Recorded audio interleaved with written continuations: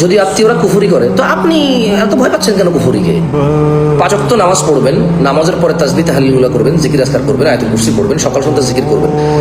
আত্মীয় স্বজন না, পুরো পৃথিবীর সব মানুষ একসাথে হয়ে ধরেন কুফরি করা শুরু করলো। আর আল্লাহ নবী সাল্লাল্লাহু আলাইহি ওয়াসাল্লাম যে বলেছে যে ব্যক্তি মাগরিবের পর আয়াতুল কুরসি পড়ে সে ফজর পর্যন্ত নিরাপদ, যে ফজরে পড়ে সে মাগরিব পর্যন্ত নিরাপদ। আপনার কি আল্লাহ নবীর কথার উপর ভরসা নাই? পুরো পৃথিবী মিলে কুফরি করলে আপনার কি সমস্যা? আপনি কে কুফরি করে আপনি এগুলো খোঁজেন কেন? আপনার আত্মীয় করছে না শত্রু করছে না মিত্র করছে আপনি জানেন কেমনে? কে করছে আপনারা যে অমুক তমুকে কুফরি করছে? আপনাকে এগুলো কি বলা সম্ভব? ওই আসছে নাকি কারো কাছে যে অমুকে করছে কুফরি? এগুলো আপনারা মুশরিকদের কাছে যান, মুশরিকরা আপনাদেরকে ভয় দেখায়, অমুক তমুকের নাম বলে আত্মীয়তার সম্পর্কটাও খারাপ করে।